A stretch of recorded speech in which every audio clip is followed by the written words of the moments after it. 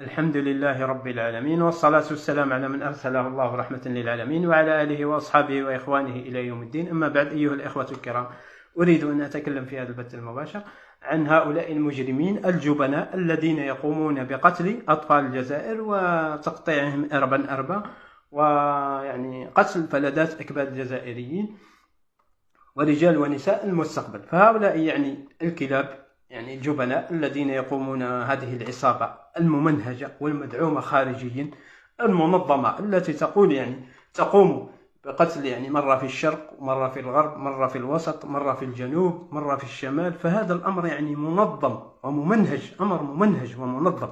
هناك عصابة عالمية تقوم بهذا الإجرام، وهذه العصابة معروفة، هي عبدة الشيطان والماسونية. ورأينا قبل أيام كيف قام هؤلاء المجرمون، هؤلاء عبدة الشيطان، بحفل في أمام ساحة الحرية بالنسبة للجزائريين، مقام الشهيد. قاموا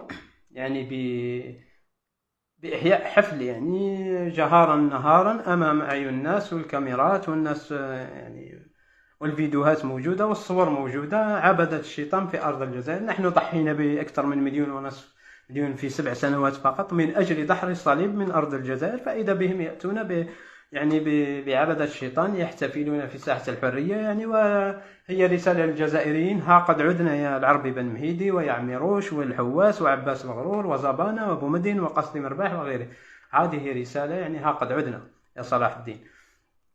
هؤلاء المجرمين من عبدة الشيطان والماسونية. وأدرع الماسونية في الجزائر هي معروفة، والمتمثلة في اليونز والروتاري، التي ظاهرها الرحمة، تقوم بمساعدة المرضى السرطان وأطفال والعمليات الجراحية المجانية. أما باطنها فهو نشر الفجور والفسوق والانحلال الخلقي والجريمة المنظمة وغيرها، والجوسسة وتدمير البلاد. وهذا هو باطن ما يفعلونه ولب ما يفعلونه هؤلاء المفسدون، والمدعومين من عائلة روتشيلد وغيرها. وفي الولايات المتحدة الأمريكية يقوم النخبة والأمريكان في كاليفورنيا كل عام بإحياء ليلة الشيطان، وتأتي النخبة تحتفل بهذه الليلة وتحيي هذه الليلة، وعلى رأسهم كبار الشخصيات، من بينهم الرئيس جورج بوش السابق، وخلفه بعد ذلك باراك أوباما الذي كان يحضر هذه الطقوس الشيطانية. يأتون بطفل على هيئة دمية، ويقومون بتقطيعه بالسكين، ويحتفلون ويصرخون ويمرحون ويفعلون الطقوس الشيطانية. وهذا دليل على ذلك أنهم يقتلون أطفال الجزائر. أي عصابة منظمة خارجيا، فلا يمكن أن تقتل مرة هنا ومرة هناك، فهذا الأمر منظم. ندعو البرلمان بغرفته ومجلس الأمة فما فوقهما، من وزير العدل وحافظ الأختام ورئيس الجمهورية بصفته القاضي الأول للبلاد، أن يقوم بتطبيق الآية 179 من سورة البقرة. قال الله عز وجل: ولكم في القصاص حياة يا أولي الألباب. الذي خلق الإنسان ويعلم ما توسوس به نفسه، والذي خلق هذا هو الذي أمرنا بتطبيق هذا الردع، هذا القانون الردعي ضد الجريمة. وهذا ردع من أجل إيقاف وتطبيق أيضا من أجل إيقاف الجرائم، وتطبيق أيضا المادة 287 الموجودة في الدستور الجزائري، والتي كانت سرية المفعول طيلة الاستقلال، وتم التحفظ عليها سنة 1993 فقط. تم التحفظ عليها، وهي أن القاتل يقتل، القاتل غيلة يقتل رميا بالرصاص، موجودة في الدستور. ندعو رئيس الجمهورية القاضي الأول للبلاد أن يقوم بتطبيق القصاص والإعدام لقتلة الأطفال، حتى نحفظ أطفال الجزائر مستقبلا من هذه الجرائم. تطبيق هذه المادة هو إنقاذ لأرواح أخرى. وأيضا هي ردع وانتهاء الجريمة بشكل تام في الجزائر. مجرد أن تطبق هذه المادة تعدم الأول الثاني الثالث، لا يكون هناك رابع وخامس، تنتهي الناس ترتدع. ندعو إلى نسأل الله العظيم رب العرش العظيم أن يوفق ولي أمرنا لما فيه الخير والصلاح، وأن يعينه على المسؤولية الكبيرة، وأن يحفظ بلادنا وسائر بلاد المسلمين. ورأي هو بومدين رحمه الله وقصد مرباح، يعني خاضوا حرب ضروس ضد الماسونية في الجزائر وضد عبدة الشيطان أيضا. يعني المالق، ندعو إلى إحياء المالق الذي يعني خاض هذه الحرب داخل وخارج الجزائر ضد الماسونية، سواء داخل الجزائر أو الماسونية العالمية. ونسأل الله العافية والسلامة. ويعني رئيس الجمهورية من جيل الثورة، وهذا يعني جد هذا الطفل من جيل الثورة أيضا. اسمعوا رحمكم الله ماذا يقول. حرقوه وشووه وقطعوه مصوص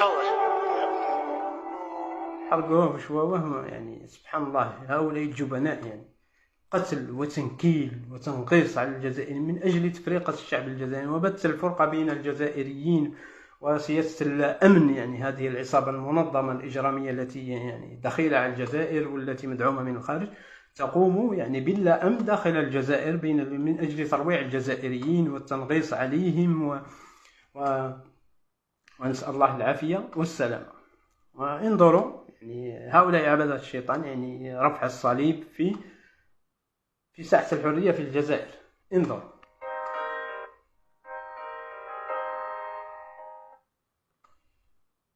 صورهم، يعني علامة الشيطان والعياذ بالله. الصليب، يرفع الصليب يعني في بلاد يعني راح يعني من أجلها أكثر من 1,500,000 شهيد من أجل أن يرفع الصليب في الجزائر، ويعني تمثال الشيطان وعبدة الشيطان وغيره. انظروا رحمكم الله.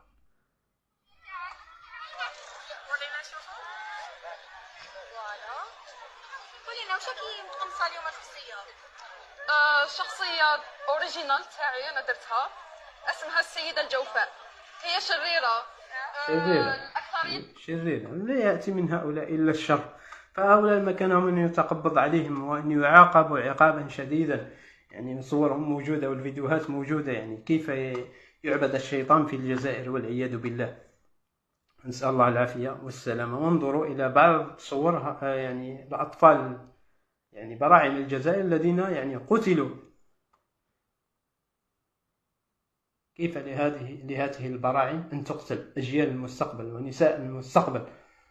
هؤلاء يعني كيف يقتلون ويقطعون إربا ونغص على الجزائريين ولا أمن، والناس يعني لا تشعر بالأمن الآن، وهي غير مؤمنة على أبنائها، فكيف بأشياء أخرى؟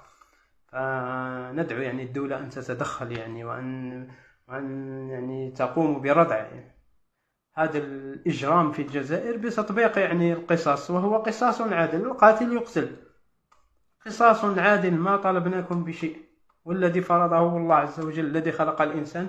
وهل نحن أرحم يعني بالناس من الله عز وجل؟ كلا.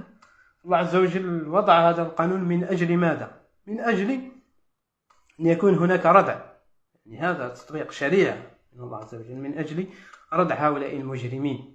ونسأل الله العافية والسلامة، ونسأل الله العظيم رب العرش العظيم أن يجنب بلادنا وسائر بلاد المسلمين يعني الجرائم، يعني ونسأل الله العظيم رب العرش العظيم أن يحفظ بلادنا وسائر بلاد المسلمين. وندعو أيضا الدولة إلى إحياء المالق من أجل مواجهة ومجابهة العصابات الماسونية داخل وخارج الجزائر. والسلام عليكم ورحمة الله وبركاته.